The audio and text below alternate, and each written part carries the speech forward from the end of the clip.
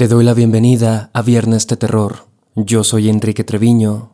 Comencemos. ¿Qué harías si un día descubres que has recibido visitas de seres extraterrestres? No solo esto, sino que además han experimentado contigo. Podrá sonar inverosímil, por supuesto, pero existen muchos casos documentados en el que a través de flashbacks, señales extrañas o terapia de regresión, personas han descubierto que estaban siendo abducidas. Lo único que sería más sorprendente y que en algunas opiniones dota de veracidad al asunto es cuando esto le ocurre a una familia entera. Antes de pasar a la historia, te recuerdo que es muy importante que apoyes este proyecto, suscribiéndote a mi canal de YouTube y con tu pulgar arriba en este video. También agradecería mucho que calificaras el podcast con 5 estrellas en Spotify y lo compartieras con alguien. Y como ya sabes, te dejo los enlaces a mis perfiles de Instagram y TikTok en la descripción.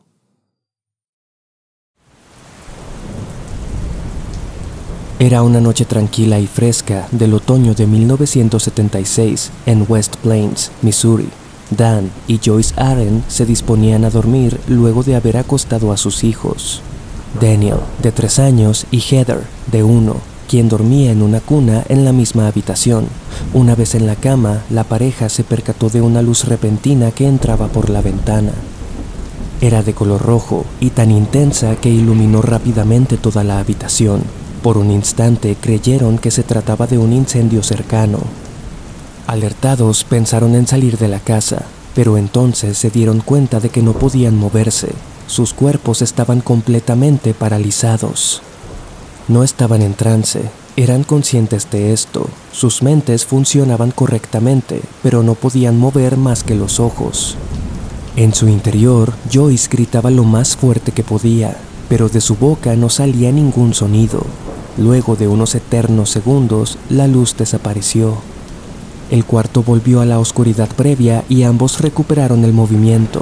Revisaron a la pequeña Heather, quien estaba de pie en su cuna, recargada en el barandal, con los ojos muy abiertos. A pesar de lo extraño del suceso, la pareja sencillamente volvió a acostar a la bebé, sin siquiera ir a revisar a Daniel, y se fueron a dormir en silencio, sin discutir el asunto. No sería sino hasta varios años más tarde que se darían cuenta, supuestamente, de que toda la familia estaba siendo abducida por alienígenas. Mucho se ha dicho sobre abducciones extraterrestres. En este programa particularmente hemos hablado de casos como el de Travis Walton y las investigaciones de la doctora Karla Turner. Historias bien documentadas que involucran a profesionales científicos, pero por supuesto con veracidades cuestionables. El de la familia Aren no se queda lejos del resto. La historia de varias personas que sin saberlo estaban siendo objeto de experimentación por estos aliens, a quien se refieren como los grises. Aquella noche de 1976, luego de que aquella luz se fue, declararía el matrimonio Aren en el futuro, apenas se cuestionaron qué había ocurrido. De acuerdo con Joyce, al ver a su bebé, Heather notó que sus ojos estaban muy abiertos y parecían anormalmente grandes. Sin embargo, en lugar de hablar de esto, la volvieron a acostar. Dan cerró las cortinas de la habitación y se fueron a dormir. No mencionarían esto hasta años más tarde, cuando una serie de eventos extraños los hizo darse cuenta de que todos habían vivido algo inexplicable, y lo más impresionante, habría ocurrido más de una vez. La línea de tiempo es algo confusa, pero según lo que investigué, las sospechas de abducción llegarían cerca de 10 años después del incidente de la luz roja. Heather, la hija menor, recordaba tener una pesadilla recurrente, en la que veía a un monstruo gigante, pero no podía enfocarlo bien ya que todo estaba demasiado oscuro. A los 11 años, Heather fue capaz de dibujar a esta supuesta criatura. El dibujo presenta el clásico rostro de un alien de la raza de los grises. Cabeza grande, ovalada y ojos negros y brillantes, también muy grandes y ovalados. Cabe aclarar que en esta época la familia tenía prácticamente nulo conocimiento de este tema. Después, en 1990, Dan, quien trabajaba como técnico en computación, llamó a Joyce desde su oficina, ya que se sentía muy mal. Describía síntomas como dolor en el pecho, latidos acelerados y dificultad para respirar. Pensando que se trataba de un paro cardíaco, Joyce se apresuró a llevarlo al hospital. Ahí, los doctores lo atendieron, le hicieron estudios y revisaron sus signos. Sin embargo, físicamente, Dan se encontraba en perfectas condiciones. Se le dijo entonces que posiblemente estaba teniendo una serie de ataques de pánico debido al estrés del trabajo, o incluso una severa infección de oído.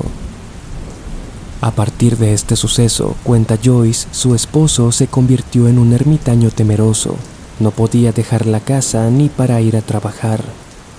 Había concluido que no había nada malo en él, físicamente, pero que sentía algo en su mente, algo que quería salir y eventualmente lo lograría.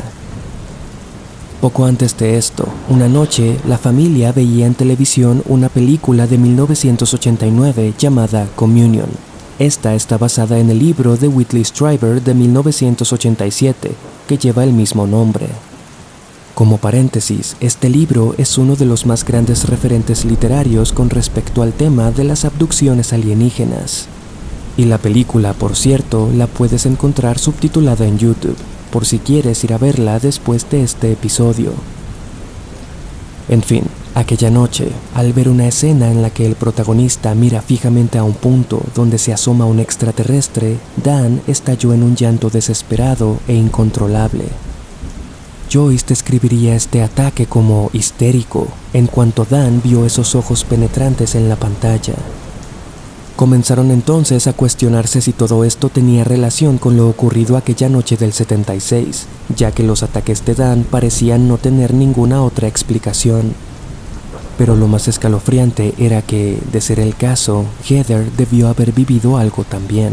Recordemos su dibujo, el cual por cierto es muy similar a la portada del libro de Communion, el cual no se publicaría sino hasta un año más tarde.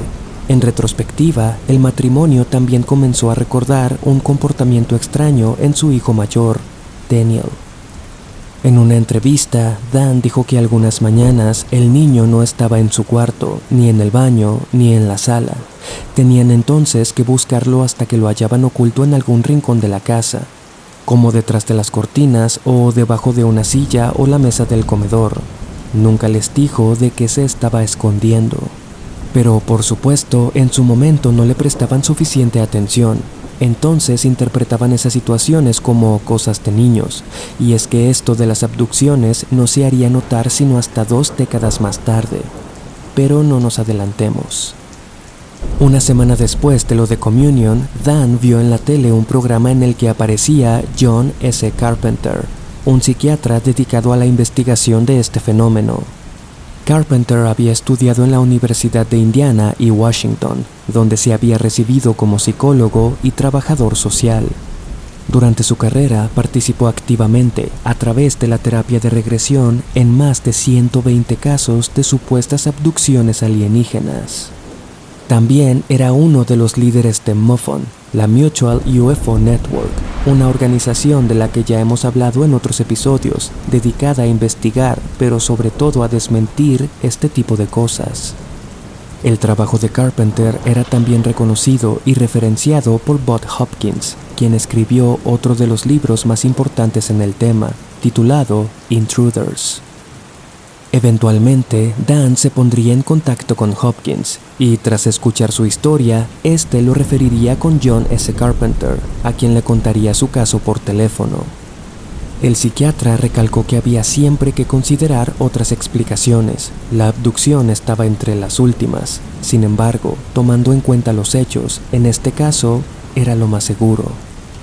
Carpenter le ofreció someterse a terapia con hipnosis. Dan accedió.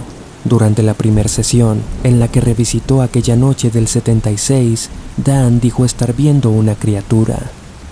Este ser, dijo, sostenía algo en su mano, algo metálico, como la punta de una lanza, y se lo mostraba.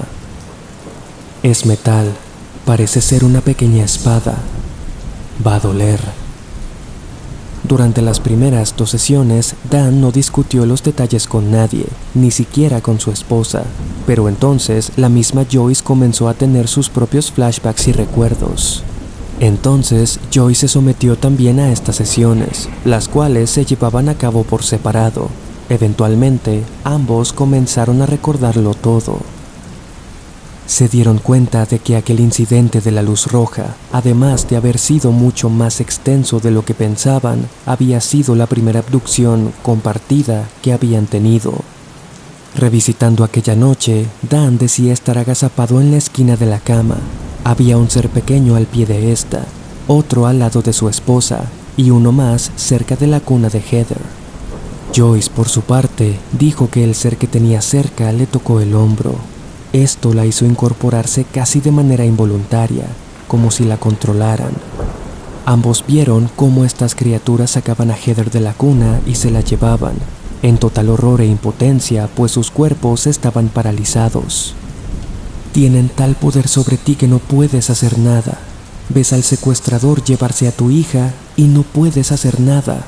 Tan solo estás ahí, relata Joyce Arwen, entre lágrimas, durante una entrevista. Al escuchar esto, su esposo, Dan, también comenzó a recordar a estos seres. Él también los vio, mientras lo invadía un sentimiento de absoluta desesperanza. Joyce luego recordó también que ella y Dan fueron llevados al exterior de la casa, y entonces los subieron a una nave espacial que flotaba. El matrimonio estaba pasmado tras estos descubrimientos, y aunque el prospecto de que sus hijos hubieran pasado por algo similar era aterrador, era cuestión de tiempo para que lo confirmaran. 5 años después de que iniciaron la terapia de regresión, Heather, su hija menor, quien para entonces estaba en sus 20, también se uniría. Cabe recalcar que, por instrucciones de Carpenter, Joyce y Dan no habían discutido estos temas con sus hijos, esto para evitar cualquier tipo de sugestión. Al principio, Heather estaba dudosa, no sabía qué esperar de aquella experiencia, pero en cuanto estuvo en trance, comenzó a tener recuerdos. Aquella noche del incidente de la luz roja del 76, un ser como el que había dibujado la cargó fuera de su cuna y la llevó a bordo de algo. Este ser le preguntaba si quería jugar, particularmente juegos telepáticos. Heather solo se negaba y pedía ser llevada de vuelta a casa. Pasarían otros años más antes de que Daniel, el hijo mayor, accediera a someterse también a las sesiones, y es que él realmente no creía haber sido parte de esto. Aún así accedió a la terapia, en la que Carpenter, a diferencia del resto de su familia, no se enfocó en el incidente de la luz roja, sino en una pesadilla recurrente en la que había algo en la cochera de su casa.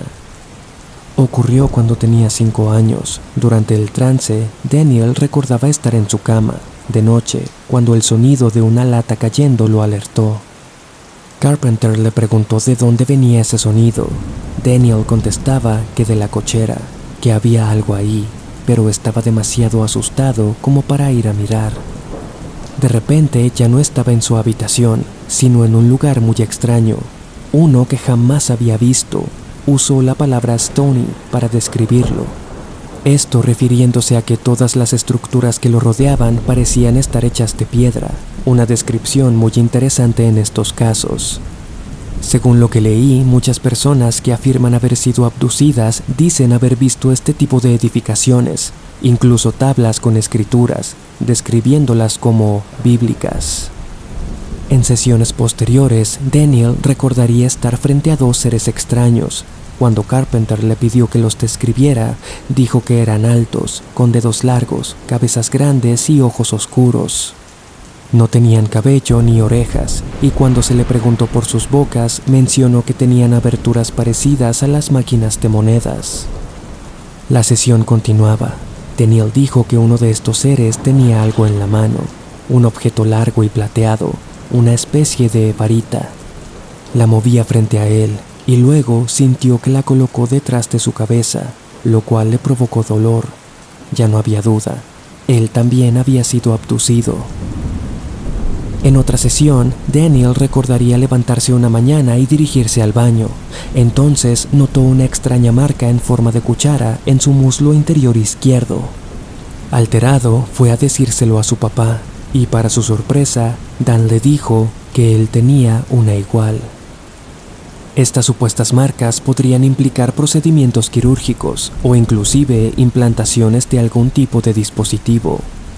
Joyce recordaba que uno de estos seres sostenía una larga aguja, la cual introdujeron en su sien derecha, y entonces sintió y escuchó cómo el dispositivo crujía.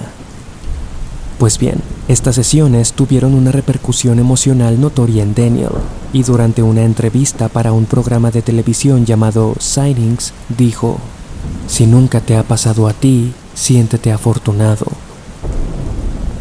Lo que hace a este caso resaltar un poco es el hecho de que, posterior a esto, una tercera generación de los Aaron parecía también haber tenido estos encuentros. No pude encontrar si se trataba del hijo de Daniel o Heather, pero Dan y Joyce mencionaron que su nieto les contaba cosas particulares.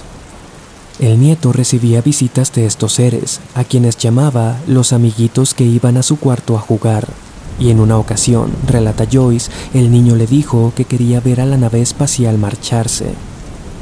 "No voy a decirle que no es real, porque lo es", declaró Joyce cuando contó esto. De acuerdo con uno de los artículos que leí, los casos de abducción pueden trascender generaciones por diferentes factores. Uno de ellos es la genética. Es decir, los seres que llevan a cabo esto mantienen un registro familiar, una especie de linaje, si se puede decir, de los humanos con los que experimentan. Hoy en día es muy poco lo que se sabe de los Aaron. Luego de su aparición en televisión y de varias entrevistas, decidieron no volver al ojo público. En el 2002, Dan Aaron publicaría un artículo en un foro en el que declaraba que para ese punto tenía mucho más que perder que ganar. Por eso ya no contaba sus experiencias. Mencionaba que tanto él como su familia sufrían de severas secuelas mentales causadas por estos encuentros. Por supuesto, es natural poner en tela de duda todas las experiencias que los Aaron afirmaron tener. Se podría pensar que planearon todo antes de comenzar las sesiones de hipnosis. En un documental, John Carpenter menciona que, si bien esto es una posibilidad, la verdad es que respondieron a todas las preguntas de manera convincente. Es decir, como profesional, se suponía que Carpenter estaba preparado con diversas maniobras para identificar cualquier mentira o falsedad en las historias. Cosa que, al parecer, no ocurrió.